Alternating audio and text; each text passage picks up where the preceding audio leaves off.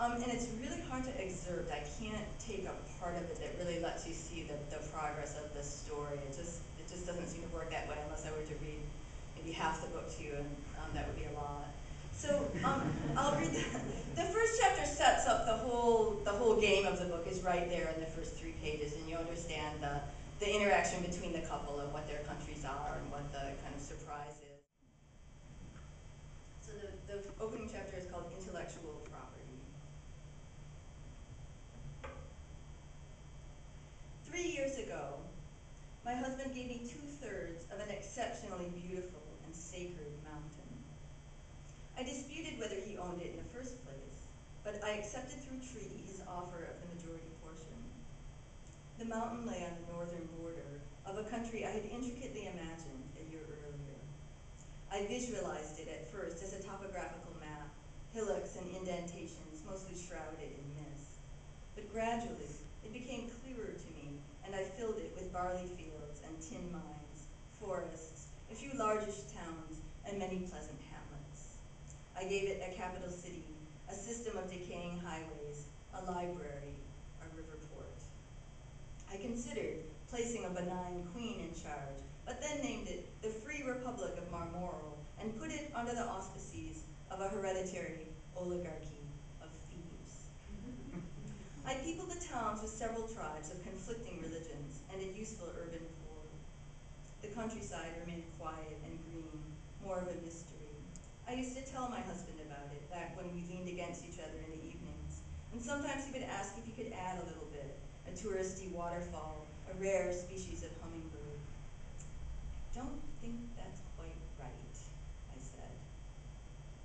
At first I thought all of Marmoral might be high in the mountains, the air thin and piercing, almost unbreathable to outsiders. But that began to seem trite to me, too toy-like. I wanted something more graspable. Unfortunately, by the time I had imagined the Holy Mountain on the northern border, my husband had laid claim to his own land. His country, Belgrade, straddled the mountain and then sprawled off into a chain of foothills beyond. But because his country's rulers were a long-standing, warlike people, he told me they had seized the mountain in its entirety some 3,000 years before I came on the scene.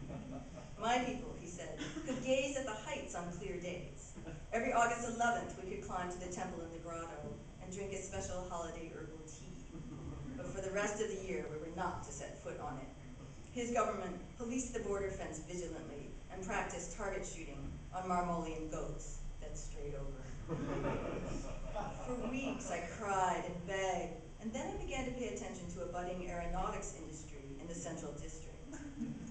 After work, after supper, I lay back in my chair, eyes fixed on the cobwebs on the wall, and imagined a few Marmolians, educated abroad, who returned to start a commercial jet factory in a town known before only for apples and dark beer.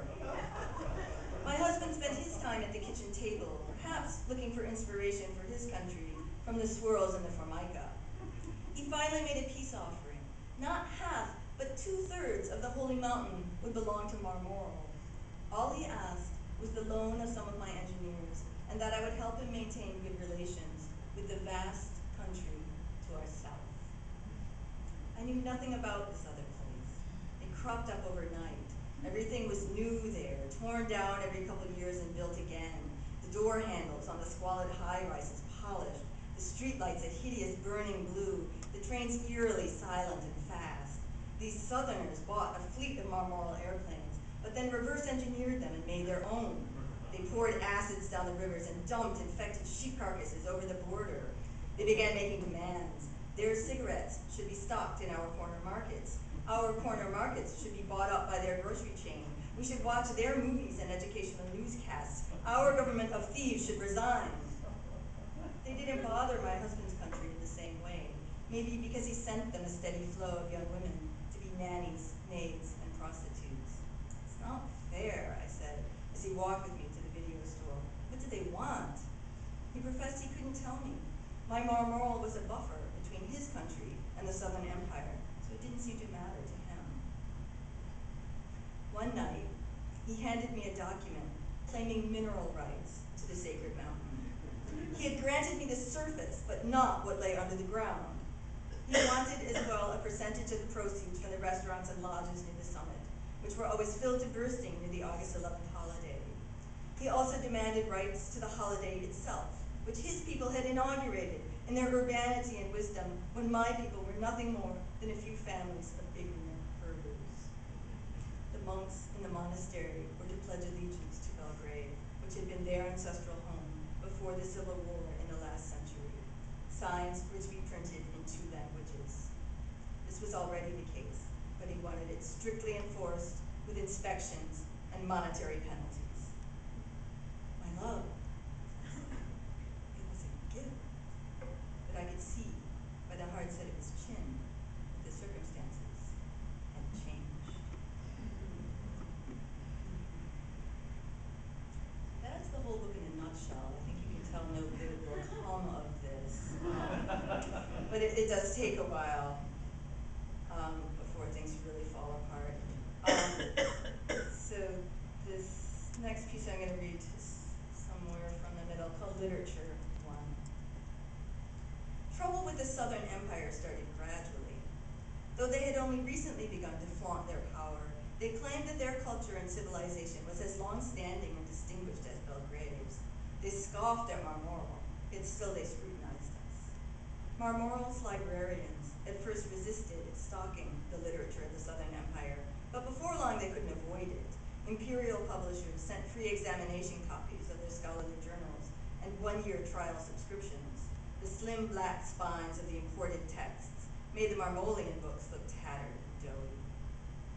Marmolian academics, of which there were a few, competed with each other for the loveliness of their prose. They wrote their articles and essays out by hand in old, elegant cursive.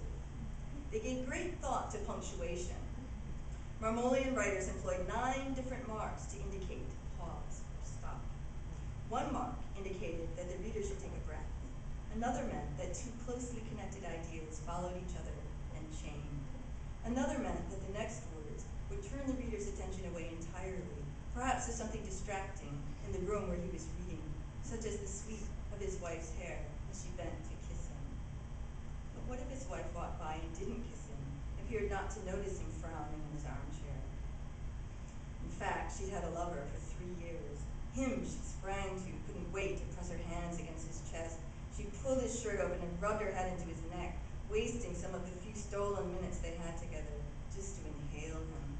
They'd only had a half hour to make love, while her daughter was at her piano lesson, or while she said she was having her hair cut. Even so, she dawdled over his unbuttoned torso, probing his warm skin. A different mark signaled the end of this interlude, bringing the reader back, settling him again to his task. The imperial writers set their words down in lean, muscular strips. They laced abundant quotations from the classics into their sentences with strict, efficient bands. Sometimes one citation after another filled a paragraph, like a judge in a courtroom reading out a charge. Count 1, murder in the 1st degree. Count 2, illegal discharge of a firearm. Count 3, intent to commit mayhem. Count 4, unlawful entry. Count 5, on and on, with a sickening, secure confidence. Some Marmolian academics adopted this style, and occasionally won publication in the imperial organs. Their colleagues then jeered at them for selling out. They were secretly jealous. They bought the journal for themselves so they could ponder in private how their fellow had wrenched his words down in that superior, modern way. The worst was that the imperial scholars knew more about Marmoral than the Marmolians. Making forays from their hotel rooms, they fastened on minutiae that they set out in methods and findings, clearly reproducible steps of their investigations.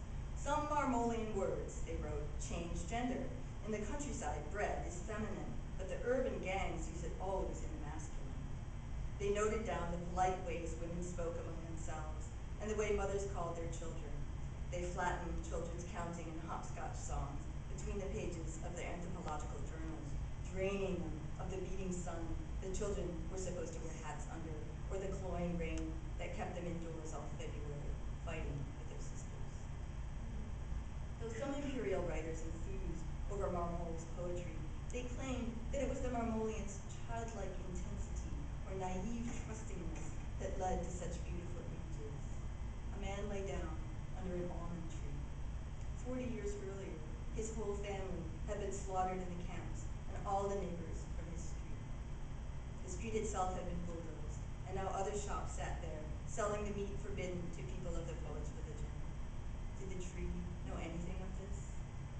So the marmoral writers now found their own words clumsy and immature. Each syllable seemed coated with clay, dirt from some native place.